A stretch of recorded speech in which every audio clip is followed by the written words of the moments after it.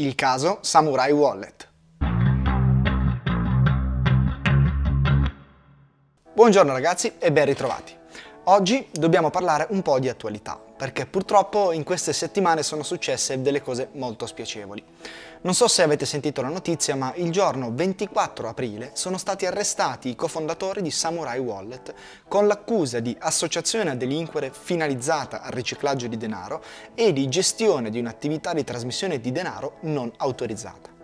La pratica incriminata è quella del CoinJoin che Samurai offriva come servizio attraverso una sua implementazione. Pochi giorni dopo anche Wasabi Wallet ha fatto un comunicato dicendo che non offrirà più il suo servizio agli utenti USA. A seguire anche Phoenix Wallet ha comunicato la stessa cosa, ovvero che non fornirà più i suoi servizi agli utenti statunitensi. Ma che cosa sta succedendo? Vediamo di approfondirlo insieme, ma prima di farlo vi chiedo cortesemente di iscrivervi al canale se ancora non l'avete fatto e di attivare la campanella, così sarete sempre aggiornati quando uscirà un nuovo video. Inoltre, se apprezzate i miei contenuti, potete supportare il canale donando anche solo un caffè utilizzando il QR code che compare durante il video oppure sfruttando il Lightning Address presente in descrizione. Io vi ringrazio di cuore e ora partiamo. Se oggi provate ad accedere al sito ufficiale di Samurai Wallet, questo è quello che vi compare davanti agli occhi.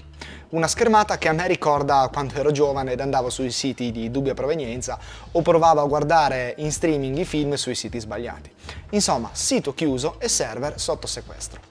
Il distretto sud di New York del Dipartimento di Giustizia americano accusa i fondatori di Samurai Wallet di aver sviluppato, pubblicizzato ed operato con Samurai Wallet, favorendo oltre 2 miliardi di dollari di transazioni illecite e facilitando il riciclaggio di denaro attraverso la pratica di mixing di oltre 100 milioni di dollari di proventi criminali provenienti da Silk Road, Hydra Market ed altre campagne di pirateria informatica.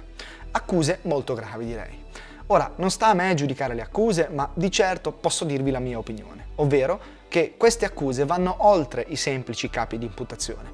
Questo è un attacco diretto alla privacy degli utenti attraverso l'uso improprio dell'accusa di riciclaggio di denaro. Nel comunicato stampa, infatti, si sostiene non solo che il mixing sia una pratica utilizzata per riciclare denaro, il che ovviamente è verosimile, perché dichiarare che non lo sia sarebbe praticamente da stupidi, ma si sostiene anche che tutte le transazioni di CoinJoin siano illecite.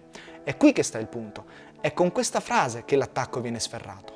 Chiunque conosca il funzionamento del protocollo Bitcoin sa che il CoinJoin può essere necessario proprio per slegare i propri fondi dal passato e lo fa come forma di tutela nei suoi confronti, non per forza per ripulire denaro sporco. Ma sembra che questo al Dipartimento di Giustizia americano non interessi.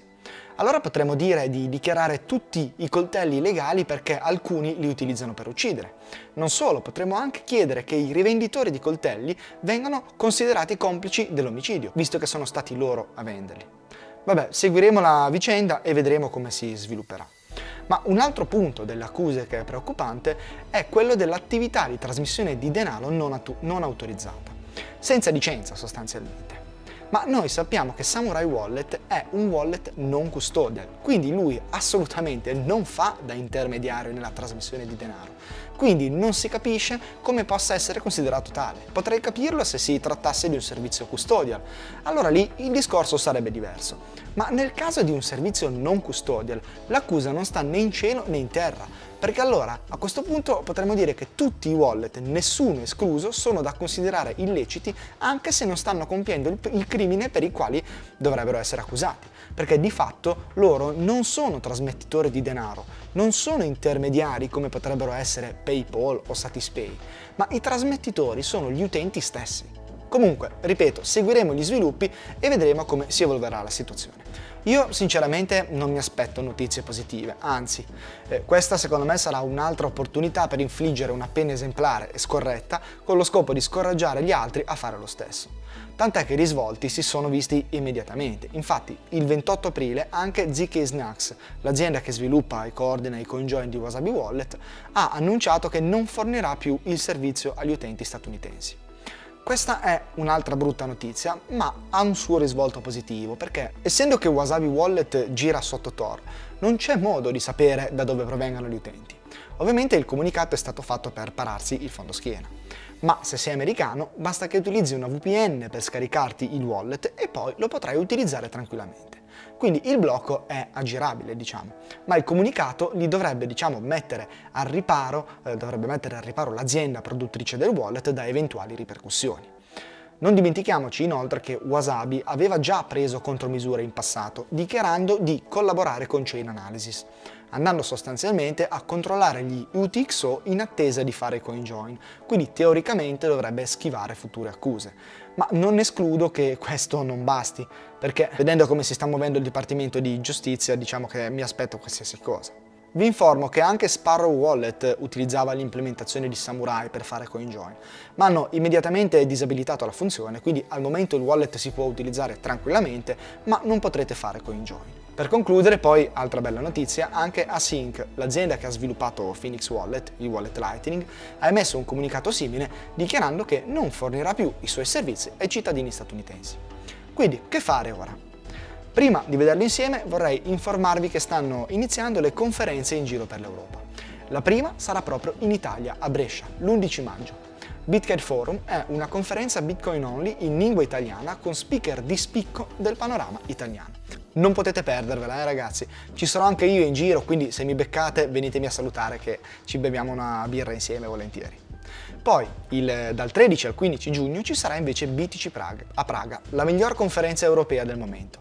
Qui, se volete partecipare, potete approfittare del codice PLAC per avere uno sconto sul prezzo del biglietto, oltre ad un ulteriore 5% di sconto se pagate in Bitcoin. Vi lascio comunque tutto in descrizione, così potete andare a verificare di persona. Allora, per quanto riguarda Wasabi e Phoenix, a noi non cambia assolutamente nulla al momento, quindi continuate ad utilizzarli tranquillamente. Le problematiche riguardano solamente gli Stati Uniti. Sparrow, anche lui, non ha subito nessuna conseguenza se non il fatto che ora avrete il CoinJoin disabilitato.